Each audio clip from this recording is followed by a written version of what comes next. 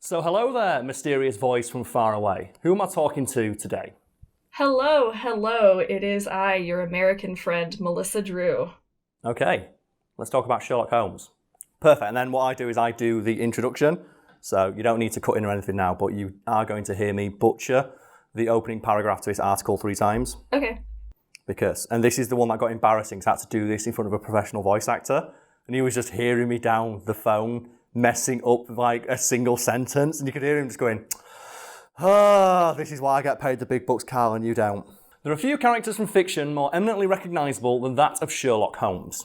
Oh, fucking nailed it first time, because girls are watching. A character it turns out the original author fucking hated, so much so that he spent years actively trying to get rid of the character, until he ultimately had him suplexed off of a cliff. Who is this author, Karl? Well, this author was one Sir Arthur Conan Doyle, a man I will no doubt talk about in a future Fact Fiend video, mainly because he spent many years accusing Harry Houdini of being a somewhat powerful wizard. Are you familiar with that story at all? No, I am not. No, Sir Arthur Conan Doyle, the guy who wrote Sherlock Holmes, was obsessed with mysticism and mediums and genuinely thought that magicians had magic powers. And Harry Houdini absolutely hated mediums and spent many years debunking them. Yeah. And there was animosity between the two men because Sir Arthur Conan Doyle thought that Harry Houdini was debunking other mediums to hide the fact that he himself was a powerful wizard. Makes sense. He actually accused him of using his own magic powers to suppress the magic powers of other people, and nothing Houdini could do could convince him of the fact, no, I'm not got magic powers. I'm a magician. It's a trick.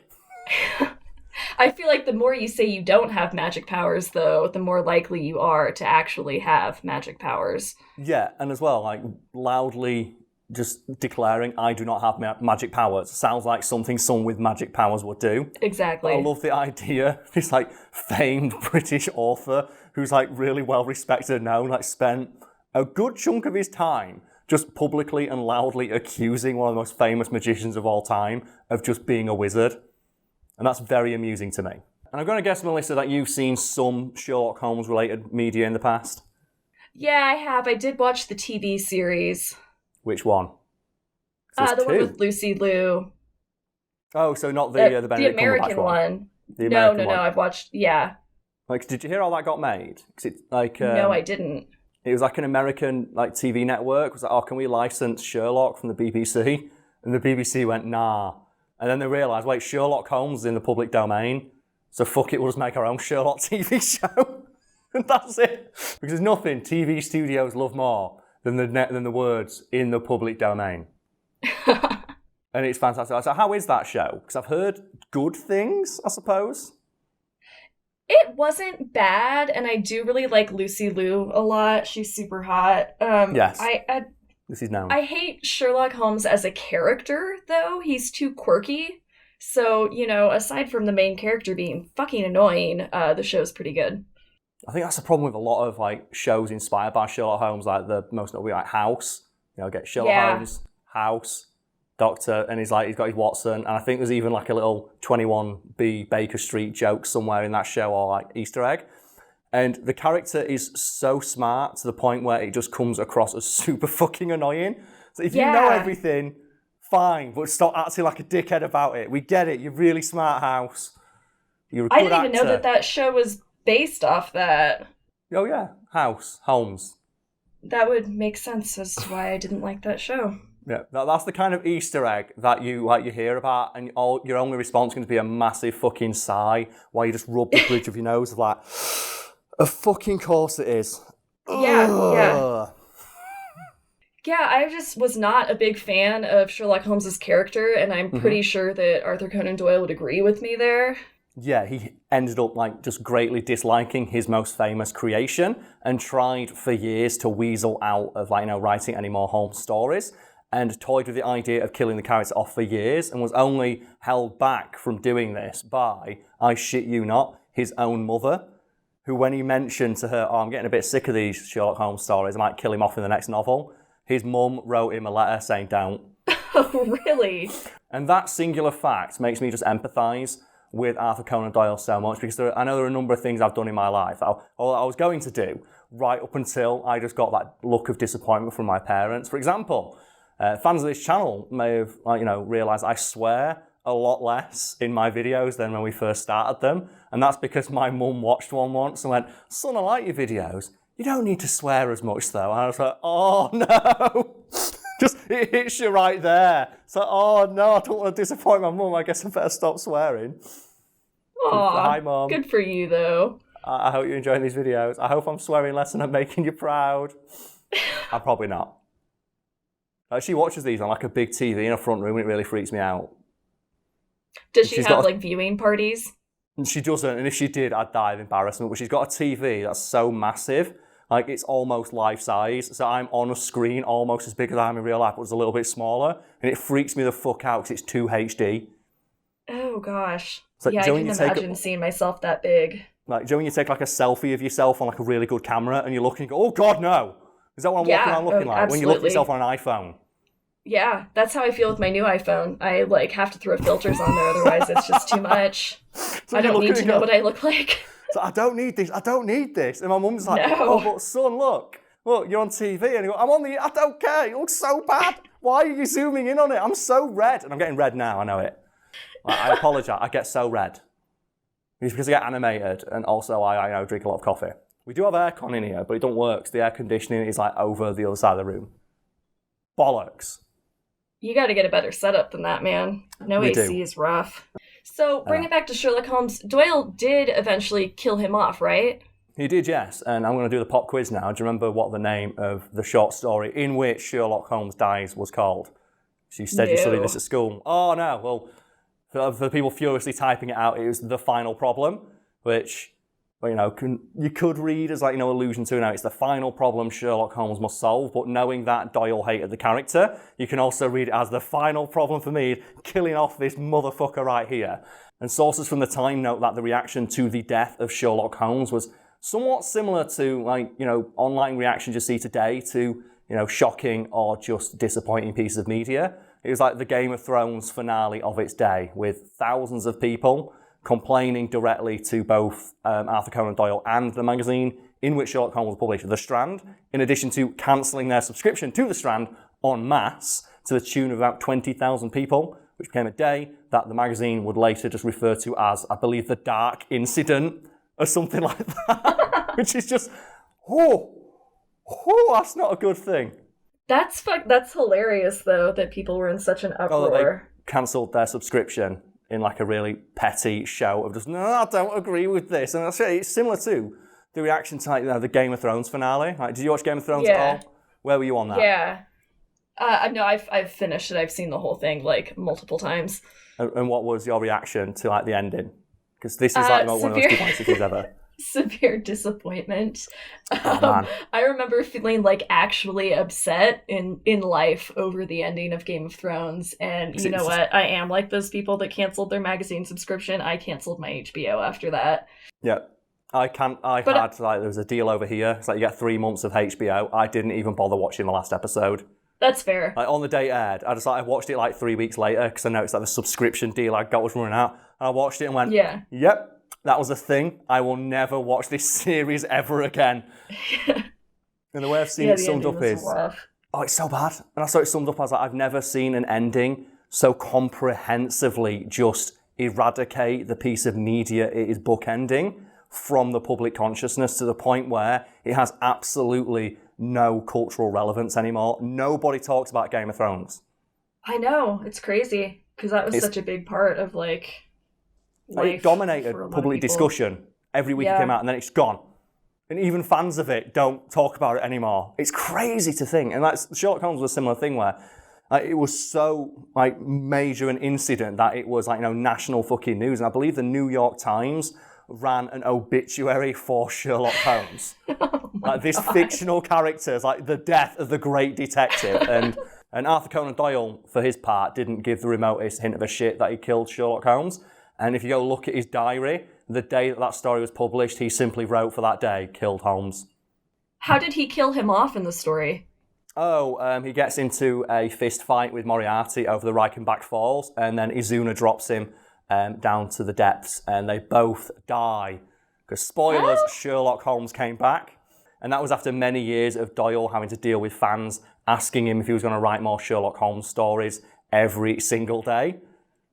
And yeah, I can see why he'd eventually say, fuck it, I want more money. Yeah, that's fair. Just to get people to shut up, too. But I adore just the way in which Sherlock Holmes is killed, because he literally does an Izuna drop to Moriarty. And do you know what I'm talking about when I say the Izuna drop? No. Okay, it's a move from Ninja Gaiden, probably one of my favourite moves in any game of all time. And if the audience at home who also don't know what I'm talking about, don't worry, because what's going to happen now is the person who edits this is going to find a Izuna drop from a video game and put a little picture of Moriarty and a little picture of Sherlock Holmes onto the faces to demonstrate what I'm talking about. And I love having this power, and I've had a few other people guest featuring on the show, and I've asked them, do you want a dumb Photoshop making? They both said no. So I'm hoping that you, Melissa, can just be the exception to this rule and come up with absolutely. a dumb Photoshop. So do you have a dumb Photoshop you want the editor of this video to make? Because we have the power to do that. Oh no. I don't know. Now I feel like I'm put on the spot. You are, but that's the point. It's all improvised. We do improvise this show, by the way.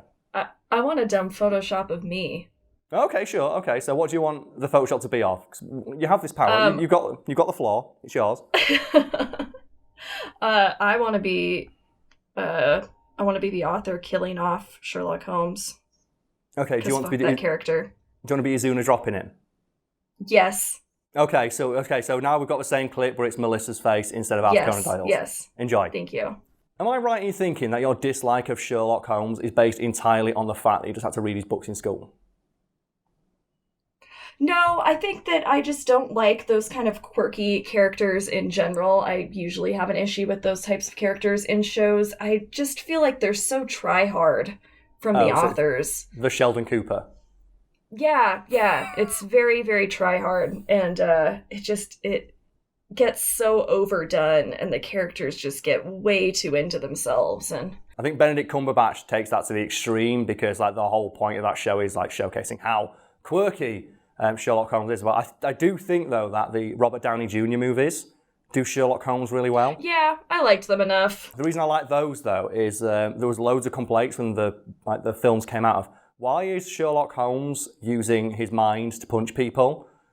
That makes no sense. That's not what Sherlock Holmes is as a detective, which I found amazing, because the original Sherlock Holmes stories describe Sherlock Holmes as being like a master of unarmed combat who can kick the shit out of people with no effort whatsoever. And there's one which we've talked about where he's even shown to be super strong, to the point where it's almost superhuman. He does the Captain America thing of ripping the log in half with a fire poker, where he gets a cast iron fire poker that's been bent in half by a guy who's 7 foot tall, and straightens it out with no effort whatsoever and just goes about his day.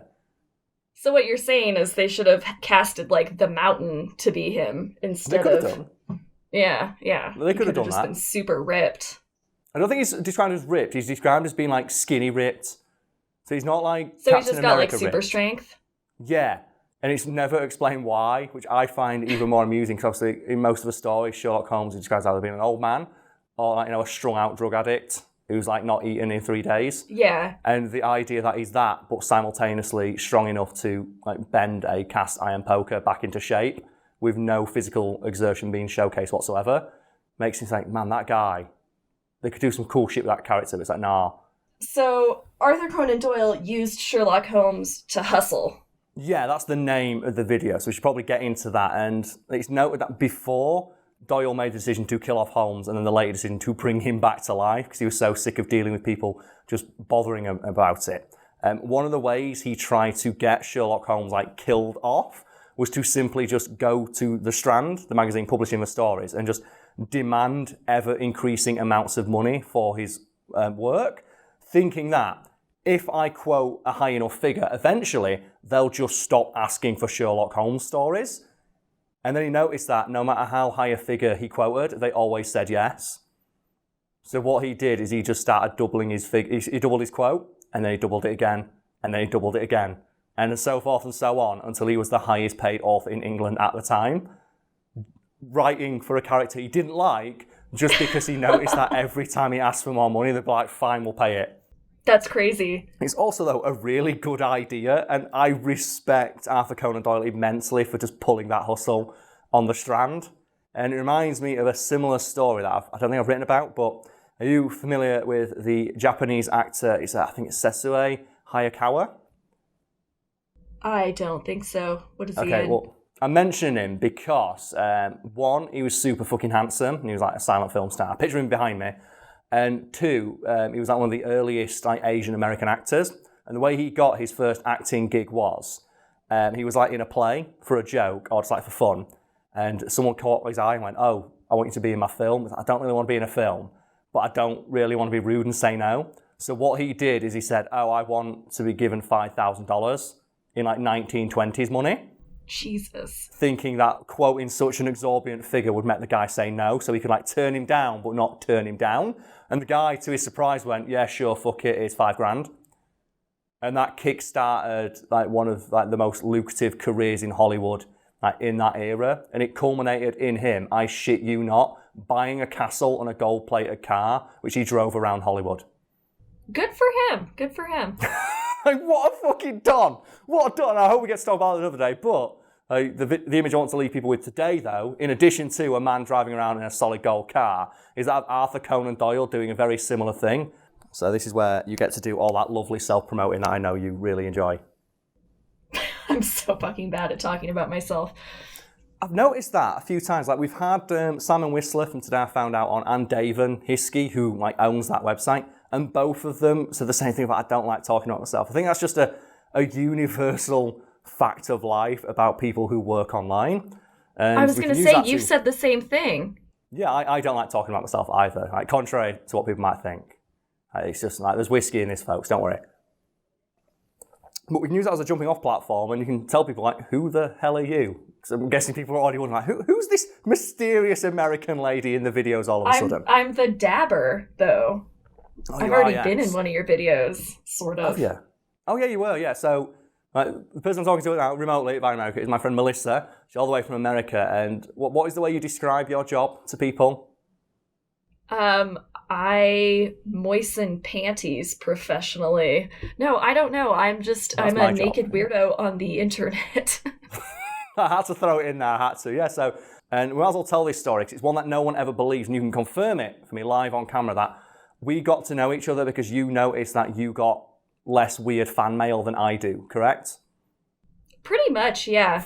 I think that we compared our quirky internet stories, and yours seemed a lot worse than mine did. And as a like reminder, the worst sorry. It's funny because like the worst that I get is like a dick pic here and there, and you get people like really, really obsessing over you. It's in weird. Like and not healthy ways. Yeah, and as a reminder, Melissa's job is being naked on the internet. And that's one of those points of reference I use when talking to my friends and stuff. Like, is it really, like, is the stuff you get from people that bad? And I always use you as like an example of, well, here's my friend, and she gets it not as bad as I do. And this is like, wow, what is it about YouTubers? People are actually, I don't know. I don't know either. I'm really boring in real life. I think that people see people on YouTube, though, and you know, watching videos, they feel like they get to know you a lot more, which is not true. Which is weird considering that for every video we've ever uploaded, I am completely trapped within just like this green screen dimension and have never moved outside the frame of it at any point. It's like one video 2.5 years ago where I randomly just walk off frame. Free Karl Smallwood. Free him. Free me from my green screen prison. Exactly. I've not actually left the office, folks. I'm still here recording. So, because you've like done me the favour of appearing in one of my videos and talking about Sherlock Holmes, even though you don't like Sherlock Holmes, would you like to now self-promote like a motherfucker and get this video demonetized? I don't give a shit. If my name's like anywhere in the fucking description or anything like that, I'm sure it's gonna get demonetized anyways. But really? It's that bad? Yeah, I don't know, man. I feel like, yeah, it's that bad. I don't know. Okay. YouTube hates naked internet people, but you can find me on Twitter at _Melissa_Drew, or you can find me on OnlyFans at onlyfans.com/Melissa Drew. I do.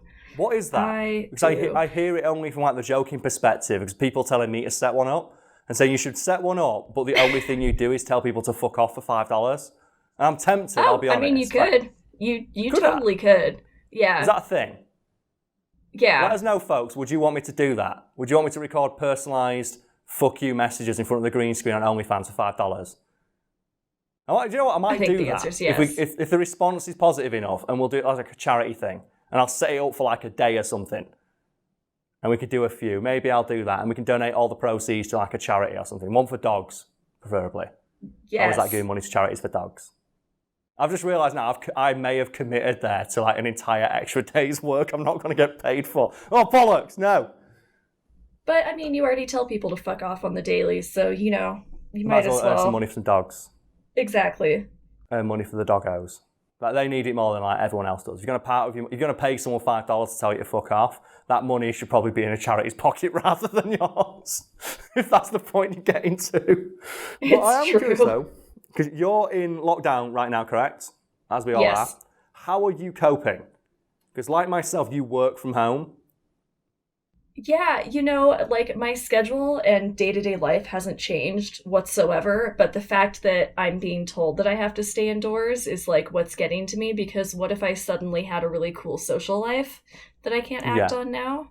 Which I don't, but the only thing that's changed for me is I'm just, instead of like going to a friend's house and drinking, we're drinking in our own houses and just talking on Xbox Live. It's the only manner in which my life has changed. I'm actually doing more work now because I have to operate the camera.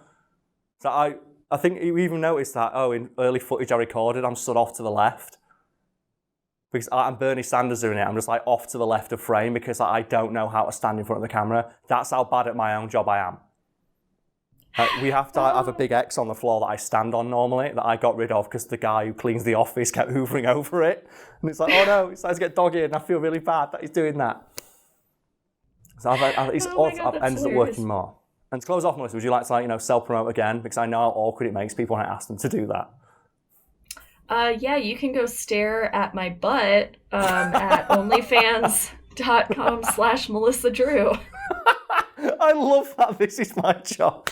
Oh, man. Oh, the internet's such a wonderful place sometimes. Oh, I'm glad that we're friends, Melissa. I'm really glad. Me too.